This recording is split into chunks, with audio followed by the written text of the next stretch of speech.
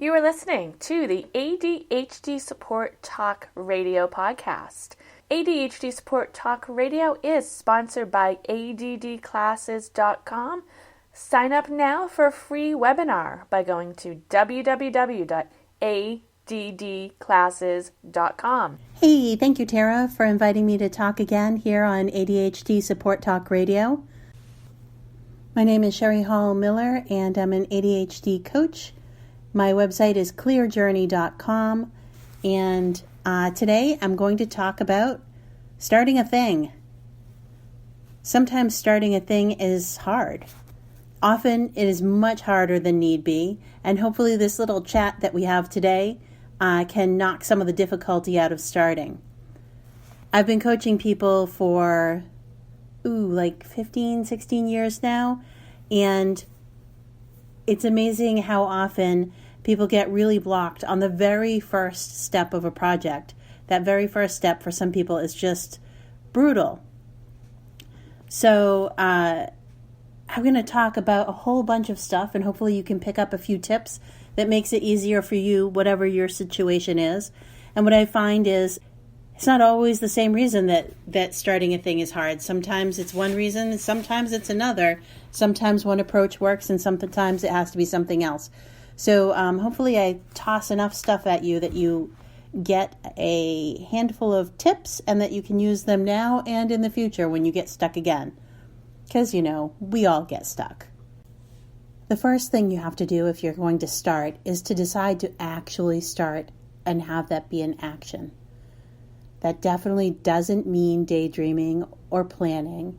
It doesn't mean agonizing. It doesn't mean paying excruciating detail to the emotions involved in this thing. In fact, if you're listening to this for inspiration and you could be doing your project while listening, you should definitely do that, because starting a thing really is all about starting. And whatever your thing is, whether it's some giant project or something little, if you don't actually have action, then you don't have anything. You don't have a start at all. Why haven't you started? Understanding why you haven't started a project or an activity or a new habit that you want to implement can make a giant difference in which strategy you use to get started. And sometimes just knowing why something is hard makes it a little bit easier to get started and to get over that hump. One reason that people have a hard time getting started is that they're focused too much on something that's several steps in the future. For example, if you're starting a business and you're thinking about having employees and how you're going to market it and what you're going to do for social media, but you don't yet have any product and you don't even have a business name, then you're probably focused on the wrong thing, and it's going to be really hard to get started because you can't really start having social media, you can't really start any of the other things until you have a name or you have a product or you have something that is much earlier in the process than the things that you're thinking about currently. So if that's the case, there's an easy solution. You sit down and you think, what do I need to do? And if you come up with, hiring employees and all of this other stuff, just keep asking your question, what do I need to do before that? Well, before I hire employees, I need to have, my company name. Well, and before I have my company name, I need to have a sense of where I'm going. And before I do that, I have to have, whatever it is. And when you finally get to the question, when you finally answer the question to the bottom level, that's where you start. When you say, what do I have to do before that? And there's nothing to do before that, then you found your starting point, right? So sometimes it's hard to get started if you don't really know where your starting point is. And that is far more likely to happen with big complex projects that have multiple steps involved. Although even simple little projects sometimes have a starting point that you're not aware of. So I need to pay my oil bill and I've been procrastinating on it. And what I'm not really aware of on the top of my brain might be that I'm not exactly sure where my checkbook is, right? So like before I can pay my oil bill, I need to find my checkbook. And I might not even realize that that's my stopping point. A very close relative to not knowing your starting point is just being super overwhelmed by the situation that you have. So let's take the case again of starting a business. Starting a business has a lot of starting things. So you have to do a lot of things that maybe are unknown. You have to do a lot of things that maybe you've never done before. You have probably, or maybe not even a very clear idea of what has to happen before something else. And there are lots of issues with overwhelm and ADHD, right? So it could be not starting a business, but it could be that your house is astoundingly exploded and you're overwhelmed by just the sheer amount of cleaning you need to do, right? So if your problem with starting a project is you're feeling overwhelmed by the project, then your starting strategies should have something to do with nice, clean, simple, easy steps. Any step of any kind that you can complete is a good starting point for you. So if you're talking about a business and you don't know all of the ins and outs of social media, that's not a good starting place, right? But maybe what you know about the business is you know what you are actually trying to sell. And if it's a tangible thing, maybe your first step is creating a prototype. Or maybe your first step is finding a partner. Or maybe your first step is, I'm not sure. But your first step is probably something easy and that you know and understand. And then once you get that first step done, you can start to build confidence. You can feel better. The overwhelm starts to fade because you're in action, which always feels better than not being in action, right? When faced with only things that you need to do and nothing that you have done, just having that one firm step can be all the difference in the world. Also, making it a simple step is really important. Do something easy. There's no reason to start with the hardest thing. Easy, simple, clean. If you're starting with a messy room, start with one tiny spot. For example, flylady.net suggests that if your house is a mess, you start by cleaning your sink. That one step. You always do that first. And then you have a nice, clean, sparkly sink to look at. You feel like you can start from there. I will often say, when I'm coaching someone and they're dealing with a mess, start with picking up one thing categorically. So when my house is blown up, my first step is very frequently to go around and pick up all the empty water glasses. My husband and I both tend to leave water and tea glasses around the house. So if you pick all of those up, then in just a matter of a few minutes, you can load up the dishwasher and it takes out all of that visual clutter, and it's one simple, easy step. So another reason why people haven't started is sometimes the emotion that's involved in it, especially when something is overdue. I get a lot of problem areas when something is overdue because the shame, the guilt, the fear of consequences, all of those things bundle up to make you feel just gross and disgusted when you look at a project and you already are past its due date and you're already feeling guilty or embarrassed, right? So it's amazing how blocking emotion can be when you're looking at a project. So when I have someone or when I'm dealing with something that is emotionally difficult to start, it's always nice to start with a blank slate and to pick your attitude. So we often think that our attitude is just our attitude and that we are that we just are stuck with whatever attitude we have, that we have no ability to change it. But that's not at all true. And when I say it out loud, you'll know it's not true, and yet you feel in the moment like there's nothing you can do about feeling angry, guilty, shamed, fearful.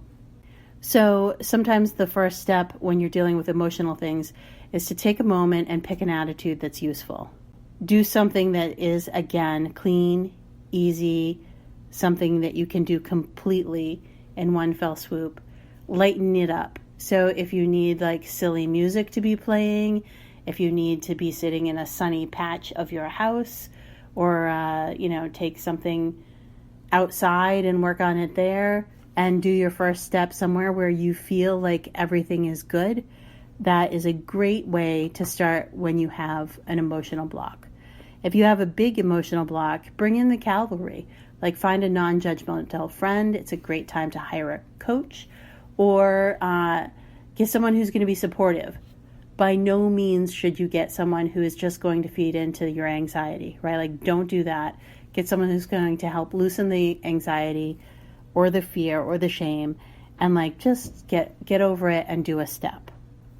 Another piece that works really well when you're dealing with emotional reasons for not starting a project is to start with self-care. So a lot of times when people have come to me and they're having a lot of trouble with their emotions when they're trying to start things, they've also pretty much run themselves into the ground and they're exhausted, and they're trying to force themselves to do something where they have resistance, and they're exhausted, and they haven't been taking care of themselves, and they haven't been eating well, and they haven't exercised. So a good first step in an emotional project could be to go for a nice long walk. Like walk off some of the anxiety and the angst, walk all those problems away, or go to the gym, or take a nap, or eat a healthy salad. Do all of those things if you want, and then start with a simple, clean, easy step. If something is boring, that's another reason why maybe you haven't started. If boredom is the reason for not starting, you need to increase your external stimulation, or start with the one aspect of a project that isn't boring. Another way that you can get started is by allowing yourself to time box your activities. Like, I'm going to work for 10 minutes, and if I'm on a roll at the end of 10 minutes, I keep rolling. And if I'm not, then I stop and I try again another time. But boredom is, if that's your root cause, then you need to address the boredom in order to get in action. The final thing that I wanted to say is that there's probably someone out there who's listening to this podcast and they're thinking, this chick isn't talking to me. The problem that I have is so much bigger, like a whole crap-tastic lifestyle full of clutter and problems. I have the weight of the world on my shoulders, and everything is really hard, and that's why I can't get started. And when things are like this, it's usually like some kind of a nice cocktail of emotional problems that are debilitating, like emotional aspects to the problem that are debilitating, along with overwhelm and who knows what else mixed in. And to that person I say, no, I am still talking with you. Getting started when everything is so crummy is still really important. And what's amazing is when you get started and things have been really crappy for a while, the action of getting something started feels even that much better. So if everything is a mess and things are really awful, and you can start with one small and easy step, or you can do something and you get like the best bang for your buck is what I usually say. Like, you can do one activity and that activity makes a big difference in your life, then knock that thing out and then spend some time being really proud and happy of what you've done. So if your reason for not starting is a giant storm of badness, then your strategy for starting could be self-care. Like, hey, I have to eat some healthy food, like some veggies and some protein, maybe take a nap, maybe take a walk, maybe start with something really easy, or start with something that you'll be so proud of that it's worth your time. Another reason that people have a hard time starting is that they're attaching too much emphasis on an outcome that they can't actually control, and not enough on the doing of the activity that they can control. For example, if you are sending an email or a resume or something, and you're really focused on how the other person is going to think, then it's hard to actually write the thing because you don't have the control over how the other person thinks or how something is received or how it will do. So it can be a blocking issue for you, and really the way to start something if you're attaching too much to outcome is to just focus on doing a good job and changing your attitude. So start with, again, something that is a simple starting place where you know you can do it, and just get into motion and focus on what you can do and focus on getting it done and getting it done well. Which conveniently leads to another reason for not starting, and that is just being frozen with perfectionism issues. Some people won't even start something if they don't think they can do it perfectly. And the way to get around this is to just accept that it won't be perfect. So a good strategy would be to say, this project is worth half an hour of my time, and I'm going to do whatever I can in half an hour and get it done. Or to say, I'm going to get this done to 90% perfect, and that last 10% is going to have to float. Or giving it up as like nothing is ever perfect. Often these are in creative areas, right? And a lot of it is perception. So attachment to outcome and perfectionism are sometimes really closely matched. But in both these cases, you need to move into action and get something done, do a good job, but know that there's only so much perfection you can actually do, and that some of this is probably in the eye of the beholder. There are only a couple more things I wanted to talk about in this podcast. One is attitude. It's worth spending just a second to say, you should check in on whether or not your attitude is useful. And by useful, I mean something that leads to action, not necessarily good. You can be disgusted with yourself, and that's a useful attitude for getting things done. If it's not a useful attitude, then think about how to switch channels and find an attitude that will help you to accomplish what you want. Finally, I'm going to make a few suggestions for good starting spots and things to avoid. A potential good starting place is starting with a clean spot. Another good suggestion would be start with your health. If you're having a hard time starting, but you're exhausted or you haven't exercised, then starting with those kinds of things can make everything easier. Start where it's easiest. You don't need to start at the beginning of a project if, like a few steps in, you could start somewhere easy and then circle back to the harder part once you have some momentum. Pick one bite-sized thing to start with. You may as well enjoy it. Give yourself a clean slate to start with. Pick a starting place where you can knock one thing completely out, or make sure that whatever you do, you get the greatest benefit for the least amount of effort, so that when you look at it, you think, wow, I did a lot. And finally, the most important thing is to do and not just think.